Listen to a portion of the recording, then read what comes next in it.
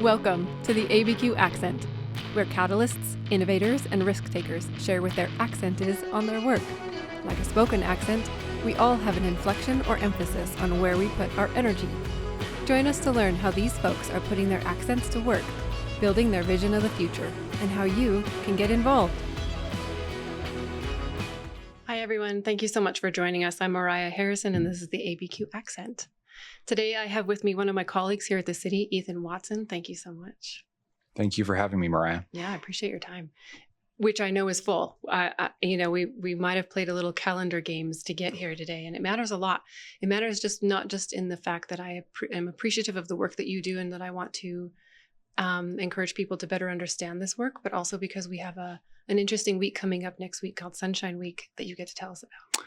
Thank you. Yeah, and Sunshine Week is basically a national week where everybody celebrates our nation's transparency laws. So the Freedom of Information Act at the federal level, and then here at a local level, IPRA, the Inspection of Public Records Act. All right. And we'll talk more about that. And I'm interested, actually, I didn't ask you earlier, but I might ask you, are you presenting next week, or do we get to hear from you? Our main effort to engage with the public over Sunshine Week has been the publication of our second quarterly report. And so we have been excited to put that out for everyone to look at and demonstrate all the progress we're making. And then we're appearing here on Albuquerque Accent, but Right. that's the thrust of our PR around Sunshine Week. Okay. Well, we're happy to lift that up. And that report can be found on the CABQ.gov website /Clerk. And then there's reports there. And that specifically is the IPRA report for what the city does around freedom of information and specifically how the mass number of requests that you get and how often they have to be responded to. Absolutely. All of them have to be responded to. Yeah. All right. I'm digressing. Let me talk a little bit more about your work and then we can expand. So since March 2020, you and I started at the city at the same time, you have been working to improve the records and management and request process by digitizing frequently requested documents for online access and earning you the Dixon Award for the New Mexico FOG for your commitment to transparency. And that's no small thing. We'll come back to that. In 2021, Ethan received the International Institute of Municipal Clerks Program Excellence in Governance Award. Ethan is also a board member for the American Society of Access Professionals and an organization dedicated to fostering excellence handling Freedom of Information Act requests. I wouldn't have known about that if I hadn't been able to read about the work that you do. And I think that's just another level of how the public can be informed about not only why we have access to these public records, but where we can find them and how they're being managed actually in a celebratory way of the importance of understanding our public record system. Yeah. So my question coming out of that is what brought you to this? How did you get to this place of work? Because I really feel like you found your calling. So I had started after law school working for a firm that represented school districts. And through that work, and also from interest in government at an early age, I had always really wanted to work in government. And so when the mayor came into office and was looking for assistance in streamlining the city's public records request process, my ears perked up because that was something I had experience with in private practice, and I jumped at the chance. And so I've been here for quite a while now, really working just, as you said, on going through every aspect of our public records process and making sure we're doing things in the most efficient way. But it's becoming an increasing challenge. Because of the volume. In the last 6 years, our volume has tripled, and we're just continuing to evolve. We're not stopping with what we're doing now, but we just it's a process that demands continuous evolution. And you've been putting your blood, sweat, and tears into that evolution, and so has your staff. And I want to come back to that because in that report, you were talking about how there are particular specific elements that are built into helping that process evolve. Staffing, larger request outreach, process improvement, and records digitization. So can you break that down a little bit more and back up just also a little bit, maybe talk about what it's like for the office to receive a request and what's the process it goes through and why is it more efficient now? Sure. And so So under the Inspection of Public Records Act, when a request is received by a public body, we have to acknowledge the request within 3 days, and then we have 15 days to produce the records, or if the request is broad and burdensome, we can send another letter and then get an additional reasonable period of time. That's the basic framework. I think where the complexity comes in is the volume. I mean, we are receiving between 1,100 and 1,500 requests a month, which is really astounding.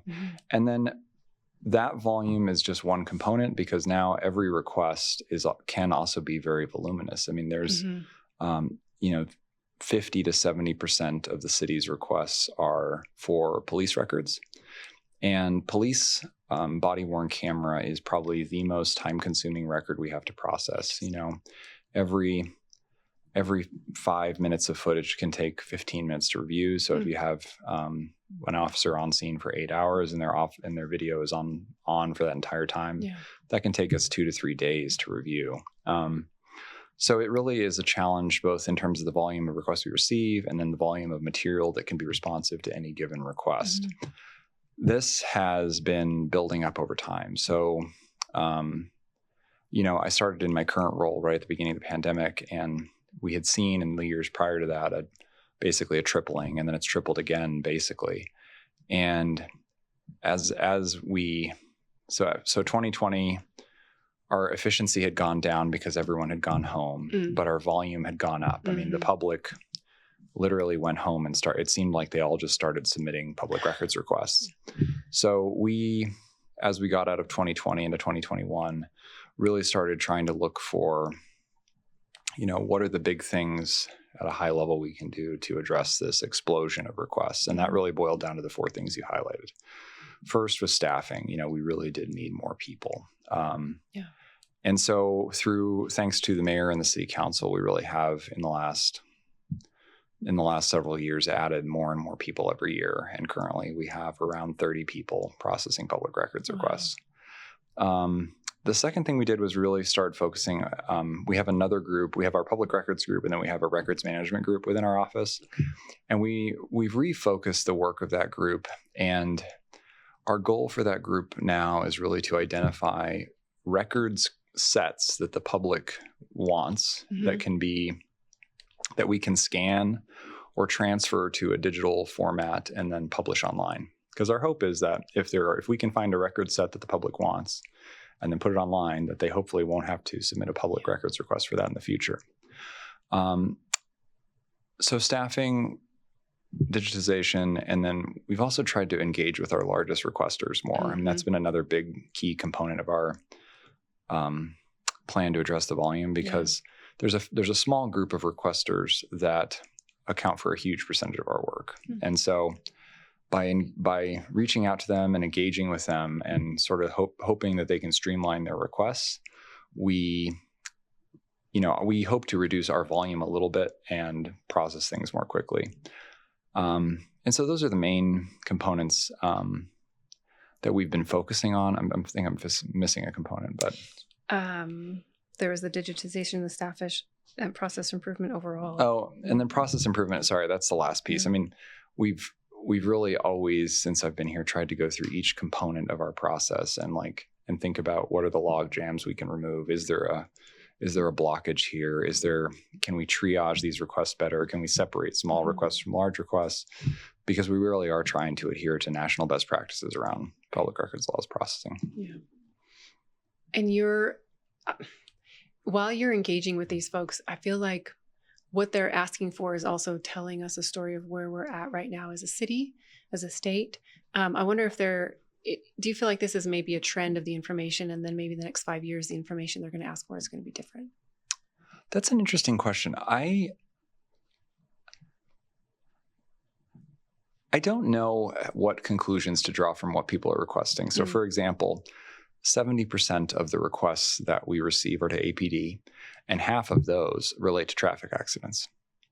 Interesting. And so I don't really know why. I mean, I think it's largely because we have a huge group of requesters that are law firms that are focused on traffic accidents. And so I think that's an important data point. I do think that there's a lot of potential for maybe some statewide transparency around traffic reports. I think if there was a move at the state level to, for example, make the statewide traffic report system publicly facing so that people could look up their own traffic reports, that would be huge. At a local level, that's a little more difficult to manage. Yeah. But I also think you do see trends that are tied to what the public is doing. So we've had, a lot of real estate development in the last 5 years. There's been a lot of interest in housing. And so we've had every year since I've been here, probably 20 to 30% of our requests are tied to land use. People looking for building plans, people looking for certificates of occupancy, usually tied to some sort of home renovation or something like that. I can understand that, both just for the sake of the real estate market as it's been standing, but the larger issue around a housing crisis. And people are moving here. They want to know what's happening with the land. They want to know who owns it, how to interact with these agencies. I can see where that trend might come from. So you spoke briefly about transparency, and that part of the challenge is that while you're trying to improve the processes and address this in a timely fashion, you've got to manage people's private information. What does that look like in that process? I think it's getting more and more challenging. I should say you're trying your best to protect that information. Yes. Yeah. And I do think it is getting more and more challenging because, there's more and more records regarding every request. And so you can have hours-long lapel video, and we do review every minute of footage, and we don't want people's driver's license numbers or their social security number getting out there because we missed a redaction. And so we are really striving to always, we look through all the records line by line, we look through the footage frame by frame to make sure that we are doing our best to protect that information. Yeah. At the same time, when there's more and more material that's responsive, it just makes the review process take that much longer. And so it is becoming a bigger and bigger challenge, balancing transparency, but at the same time, the volume of private information that's out there. Well, I appreciate your effort for that, for one, as a citizen.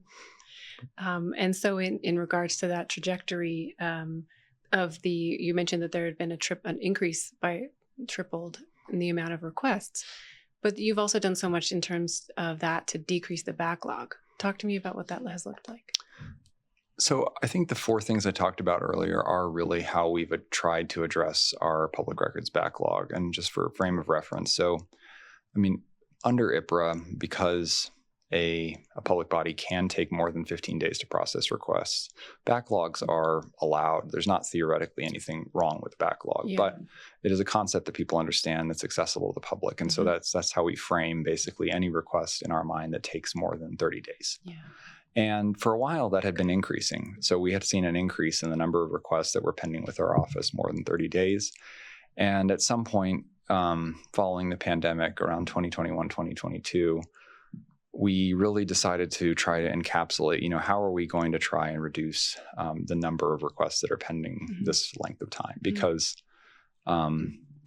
we do get smaller requests, and I think trying to separate those out, and it's smaller requests and medium requests, and trying to separate the small from the medium from the really large really does foster transparency because it gets smaller or medium-sized requests out to people more quickly.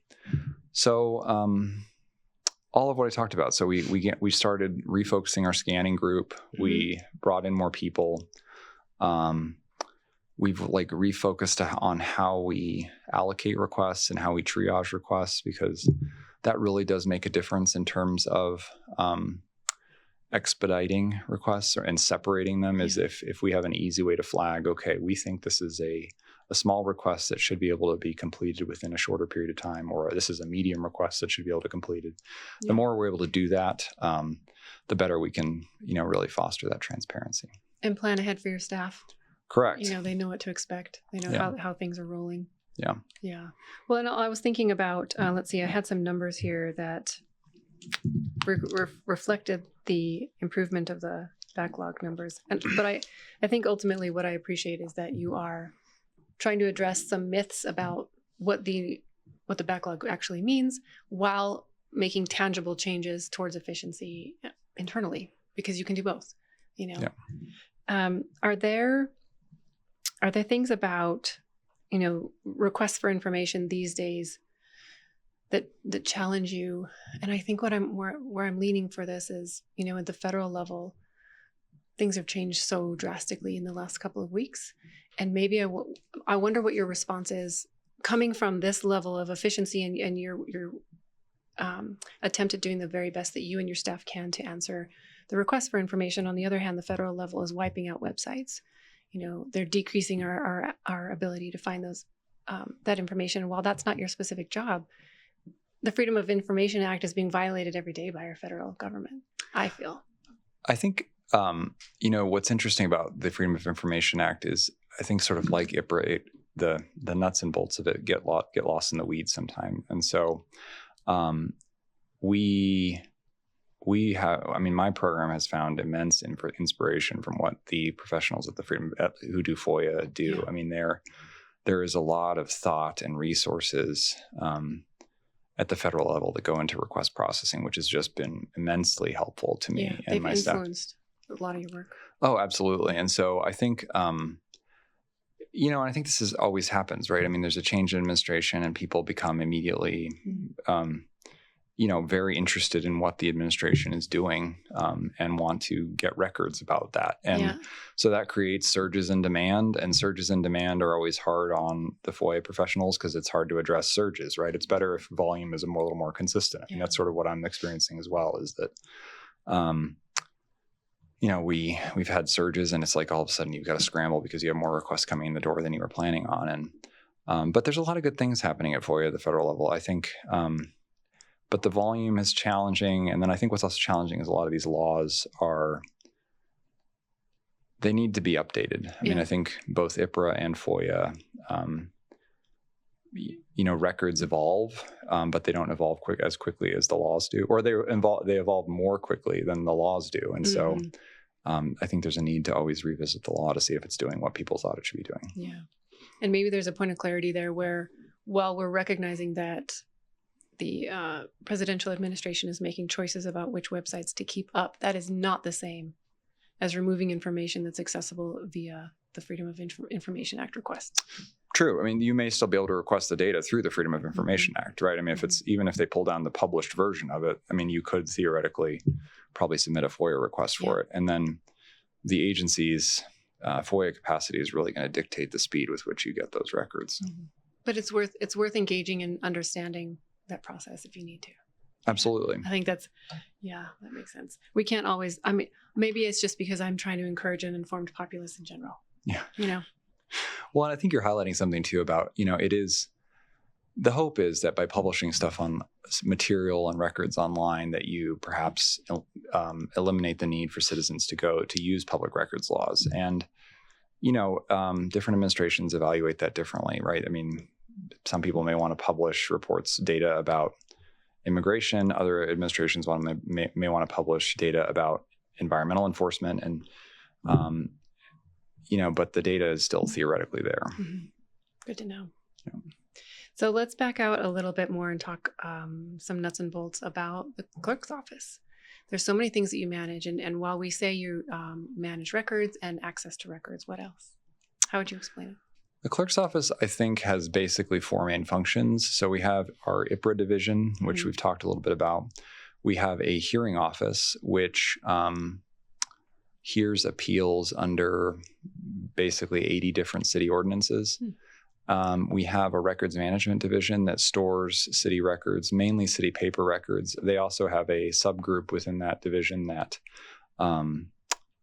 scans and digitizes records. And then we also have an ethics and election division. And so every other year we are, that division focuses on our public finance program. The city has a very robust public finance program, and we have candidates.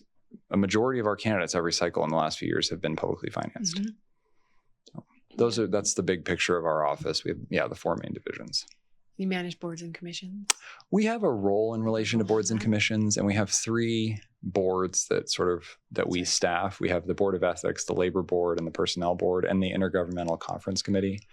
And then we are sort of a contact within the city around Open Meetings Act issues. And so we just have a lot of different roles around transparency and ethics. Well, for a moment, it almost sounded like you were being humble there, because I've been in numerous trainings where you were talking about the Open Meetings Act and ensuring that the people who are members of these boards are following what they need to follow, and that the staff members are doing the same thing, with plenty of humor peppered in. It's just enjoyable to learn from you.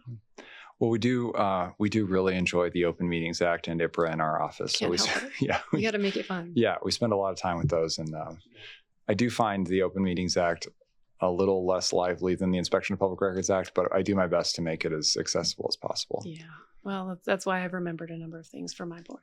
Thank you. And the recent larger board training, the expertise that is out of your office and you in particular, you're leveling up the standards for everybody. And so while we're promoting Sunshine Week and while we're promoting Informed Populace, I want to promote an appreciation of you and your staff and the effort that you've put in over the last couple of years. It's making a difference in people's lives. It's not as easy to see until you're there. Yeah, I appreciate that. I mean, we have put a lot of work in the last several years into publishing guides and manuals to make it easier for board members to serve. I mean, I think that's a focus, right? Because I think it's one thing to read the Open Meetings Act guide and sort of know the nuts and bolts on, okay, I need to publish notices. But then I think as a citizen, if you're serving on a city board and commission, there's a real good question around, okay, what do I need to do now? Yeah. And so we've tried to publish guides and materials to assist board members in doing that. Appreciate that.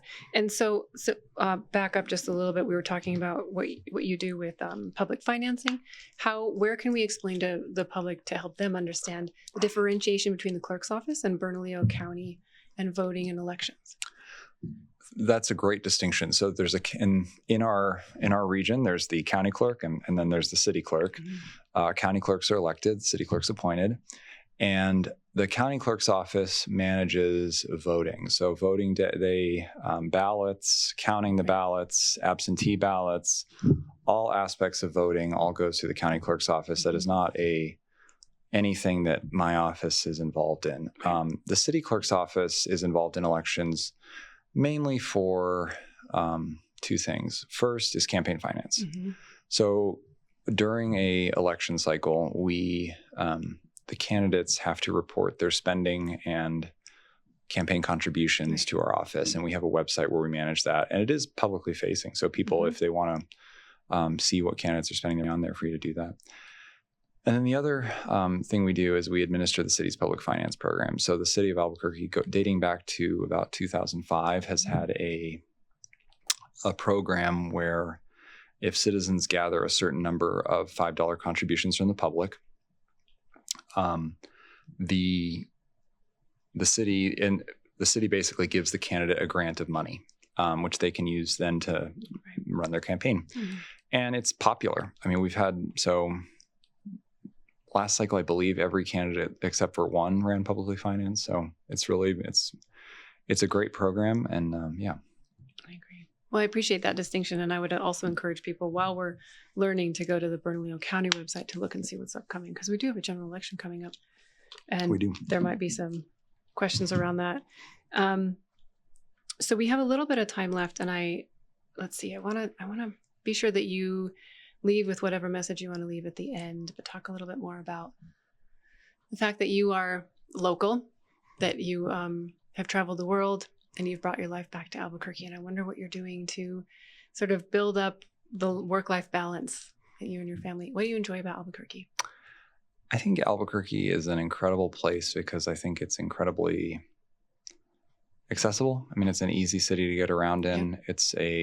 There's a lot to do. We have great amenities. I mean, we have a great zoo, great biopark, it's just a wonderful place to have grown up in and now work in. What I also like the city as an entity specifically is, and what I hope the public knows is, all city departments are really working and are very interested in making our public records process more efficient. I mean, everyone is, trying to figure out what the best way is to move forward on getting requests out the door. And there's a lot of people who I work with here who I grew up with. And so I think that's also kind of a neat thing about Albuquerque. It's like a very large, small town. Yeah. And so it's a great place. I wonder if as you're going among your days running into people, if you see anybody from the former Tango board. I do sometimes. So I used to serve for about probably 10 to 15 years. I was a pretty active member of the Albuquerque Tango Club, and I was on the board at various times. I was president at various times, and I do occasionally run into folks from that time that I've had since. Currently I have 2 small kids, and so that does make it difficult to get out and tango at night, especially when I'm sleep deprived and dreaming of public records requests. But yeah, no, it is. I do sometimes cross paths with folks from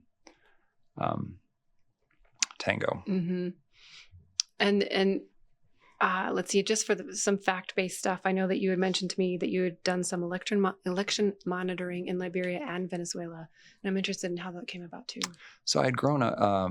I left for college and went to Emory University in Atlanta, which is right next door to the Carter Center, and there's a lot of connections between former President Carter's Peace Foundation and Emory, and so through that, I ended up interning there after college, and then from that internship, I went to Venezuela, and then a year later, while I was practicing law, I got called back to go to Liberia. And election observation was really interesting because, it's all about transparency, being able to monitor what people are doing and audit what the election officials did, and being able to recreate it.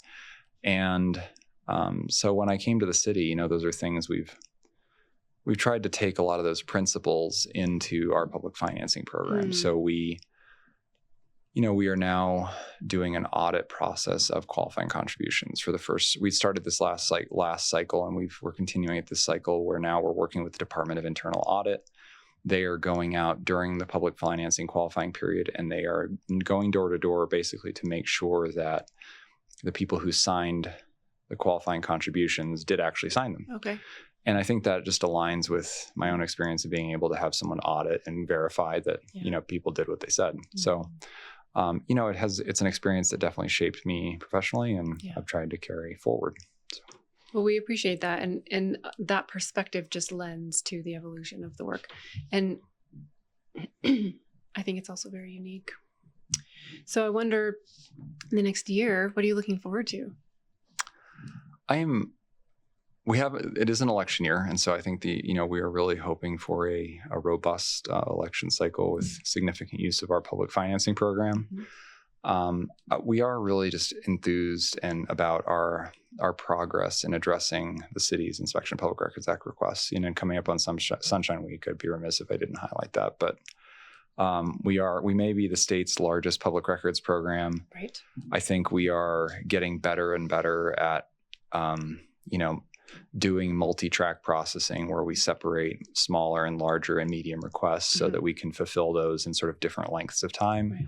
And through that, I think we're serving the community better and better by hopefully addressing their requests in a way that more correlates to the size of the request. Yeah. Well, I don't know what that looks like yet because I've never had to put it in NIPRA, but I appreciate the time. Yeah. And so do your partners. I mean, because I can't imagine that the people you're engaging with aren't wanting to work in better, more efficient ways anyway. That's true. And I think a lot of the public has been very receptive especially the large requesters, when we've reached out to engage with them, because that is an aspect of this, is just putting a face to a name. And so, we are not just a signature at the bottom of the letter.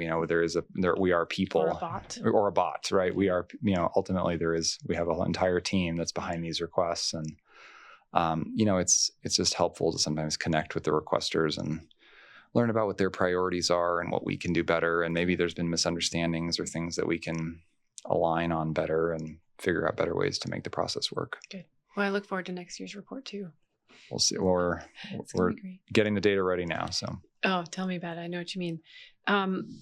So next week, as we said, is Sunshine Week in DC. It's a fest, really. And I love that they tie it on their website back to President Madison, who brought the Bill of Rights to Congress.